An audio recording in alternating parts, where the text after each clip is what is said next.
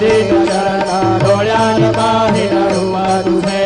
प्रेमे अलिंगिनानंद पूजिन भावे उवाहिन म्हणे नाम त्वमेव माता पिता त्वमेव त्वमेव बन्धुश्च सखा त्वमेव त्वमेव विद्या त्वमेव त्वमेव सर्वं त्वमेव देव कायेन वाचा मनसेन्द्रियैर्वा बुद्ध्यात्मना वा प्रकृतिस्वभावा करोमि यद्यत् सकलं परस्मै नारायणायति समर्पयामि अच्युतं केशवं रामनारायणं कृष्णदामोदरं वासुदेवं